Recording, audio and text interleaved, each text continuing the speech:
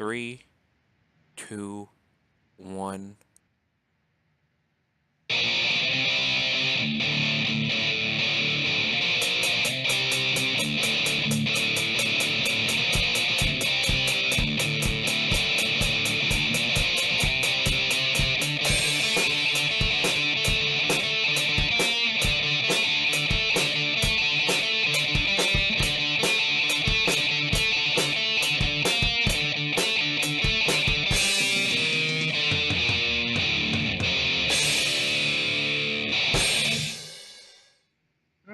Welcome to our final review of the evening. It's been an evening of reviews because, well, we had an extra thing to do for Halloween.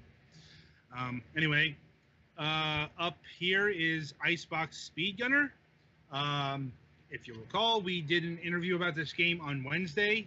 If you want to learn more about the game and how it was made and all that lovely stuff, just go check that out in our various archives.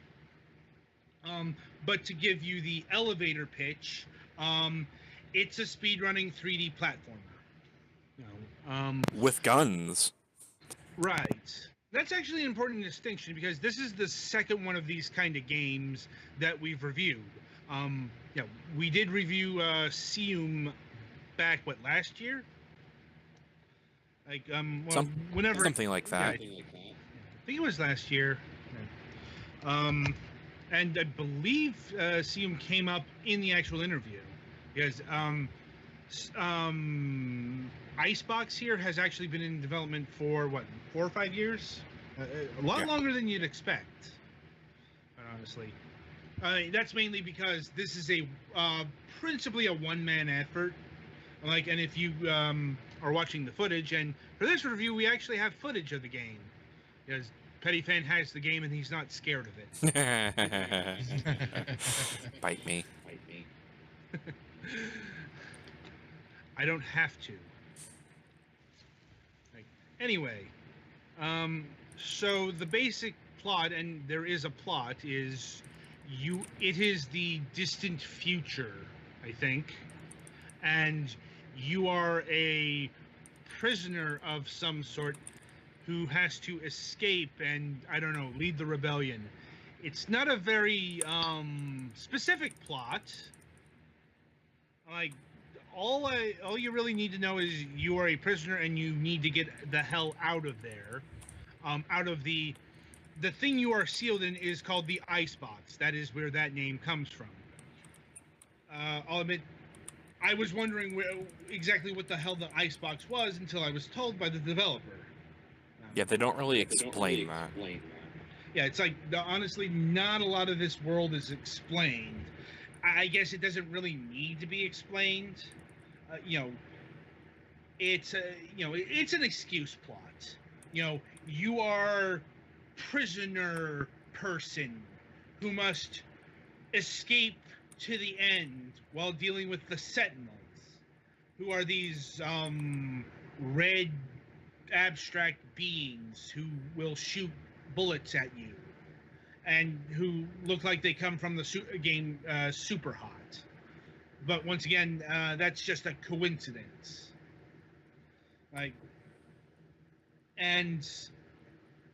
So unlike Seum, this game combines both speedrunning and shooting, actual combat. And that's kind of where the problems start to arise, depending on how you play the game. So, on the good side is, there are many ways to approach the game. If you don't want to actually speedrun, you don't have to. If you want to take it slow, you can do that. Hell, if you don't want to deal with any enemies, there's a thing called Zen mode, where it's just the pure platforming experience. But even that doesn't alleviate all of the issues I had with this game. But in terms of what the actual focus, the speedrunning portion, let's just say the combat and the speedrunning don't mesh as well as you would hope. Because,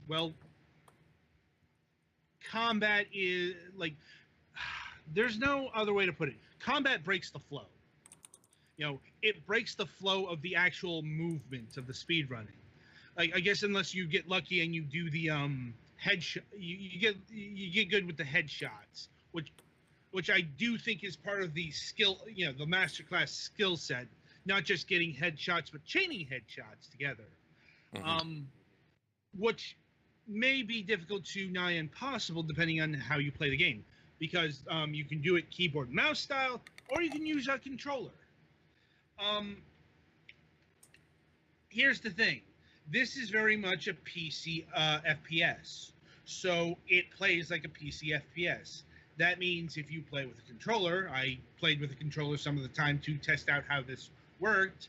It worked about as well as I thought it would. That is to say, I found movement, like actual movement, and using all the movement tools to be a lot easier. Granted, this is kind of a me thing personally because I'm left-handed, so I don't use WASD. I use arrow keys, or I got the number pad here, so I should use that more often. The point is, the buttons aren't necessarily aligned in the most comfortable position as they are on a controller. The problem is,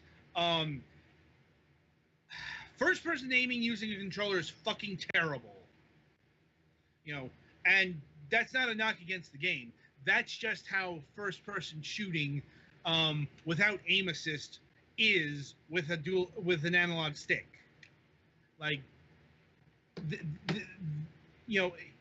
unless you have heavy aim assist, or you're just not going to get the accuracy that you can get with a mouse and keyboard. So that is something to keep in mind, and that was mentioned if there's a console port here.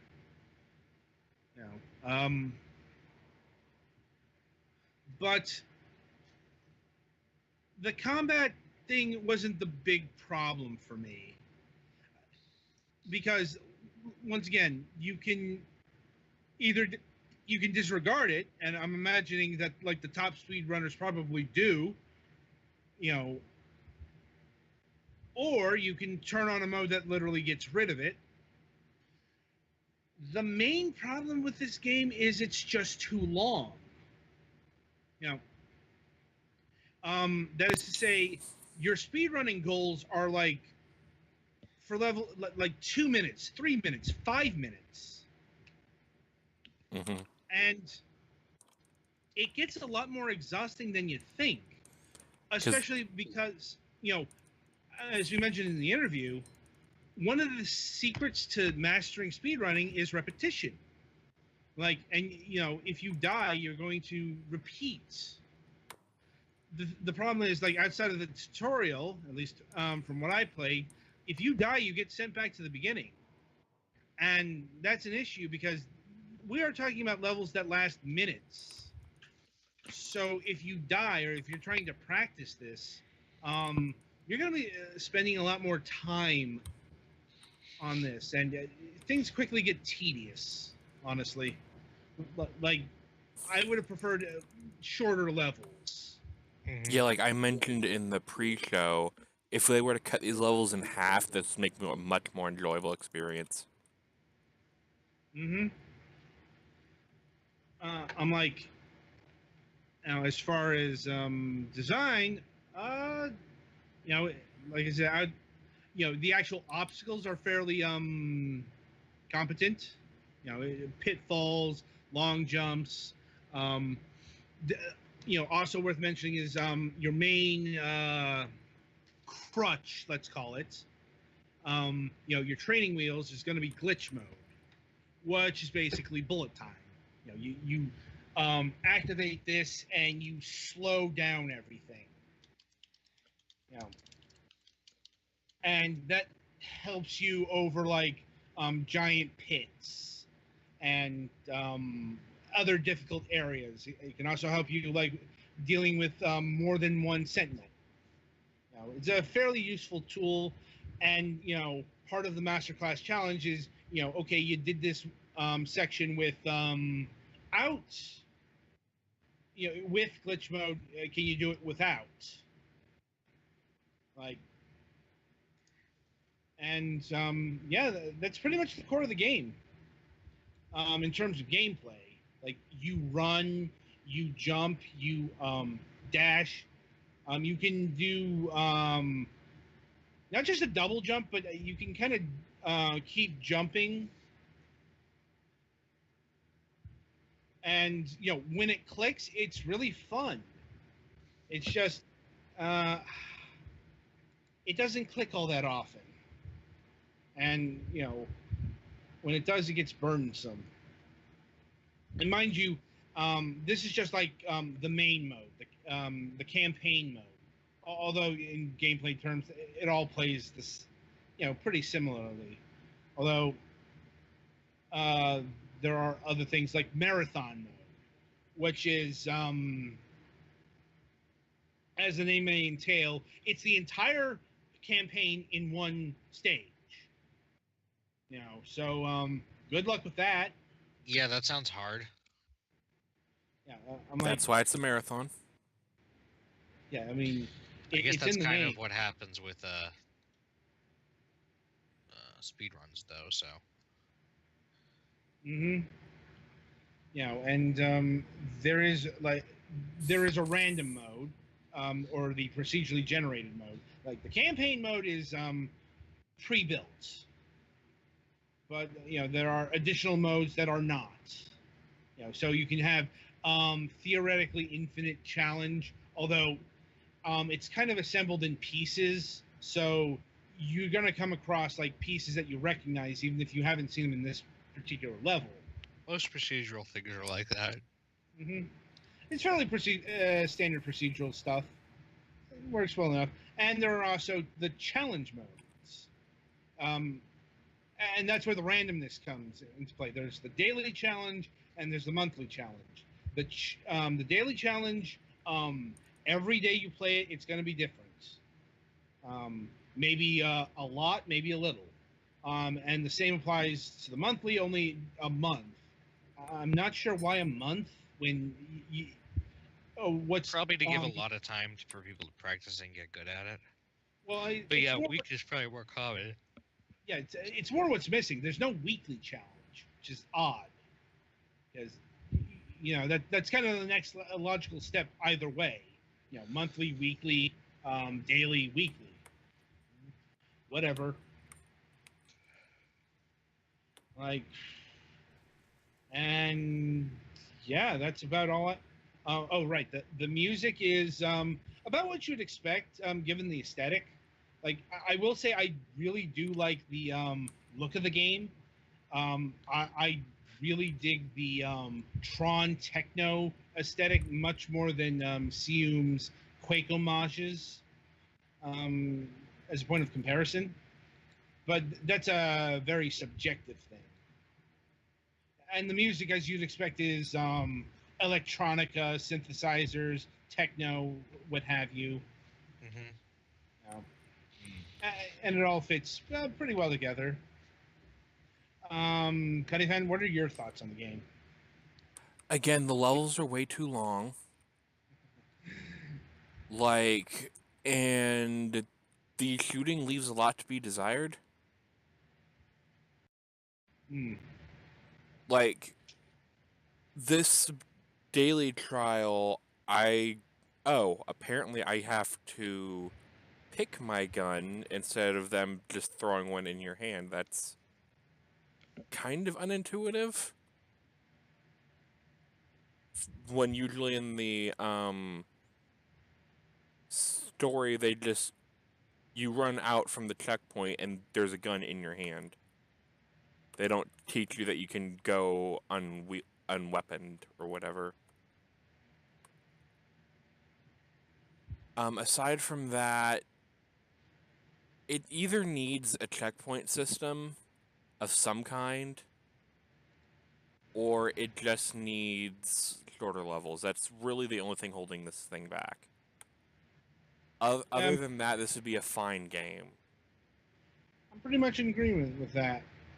It's like, and maybe add an aim assist mode for those who actually want to play with a controller. Like, you know, if you're gonna have controller support, you know, have controller support. Yeah, like how was playing with the controller overall? Like, I like the movement. Like I liked moving with the controller. It's just when combat showed up, it played like, well, it played like I had one hand or something. Like I was severely handicapped because fucking analog aiming is this drizzling shits. yeah, it's You know, like, especially I because imagine whipping around for quick turns with the analog stick would be also a nightmare. yeah, it's why, you know, ultimately I go back. I went back to mouse and keyboard because, you know, I can aim. You know, like this is objective stuff here. Like a mouse is going to give you more precision in an FPS and, well, really any kind of aiming than a controller. It's just how the things are designed. Hmm. Anyway, I think that's about all we have on ICEBOX Speedgunner. Like I said, if you want to learn more about the game itself, we have an entire interview about it.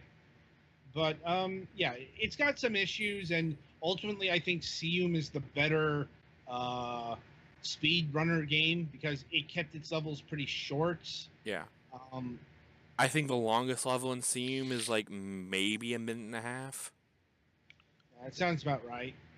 Well, meanwhile, the Yeah, shortest level I've seen in this is 3 minutes. yeah. And keep in mind that culminates into the entire campaign being playable. Mm-hmm. And we're talking like a couple hours here, or probably something, 45 minutes. Like, now, so with that in mind, I think that wraps up the reviews for the week. Hooray, we survived. Isn't that hard? So as Ed, so as far as MSP goes, we have no clue. Like outside, we don't have a guest. So and Mac hasn't told us what he has planned. If anything. Yeah, I'm like, we might have the show canceled this week. Like, Then again, I might pull out a clutch guest tomorrow morning. No idea. I'm like, that in mind, we'll have an update on that. So coming up October 31st, Halloween, um, we are slated to have. We were supposed to have this interview last week, but as mentioned, a last-minute kerfuffle delayed things. But Julian Gallup of Snapshot Games has confirmed that he's most likely going to be able to do it this Tuesday. So, yeah, reminder forthcoming tomorrow on that. And November 1st, on Wednesday, we will be having Ed Orman of Uppercut Games. They are the creators of the early access 3D roguelike City of Brass. Haven't gotten coached for that. Probably going to ask them with the reminder tomorrow. And we might have footage of that, we might not. So we'll see what happens.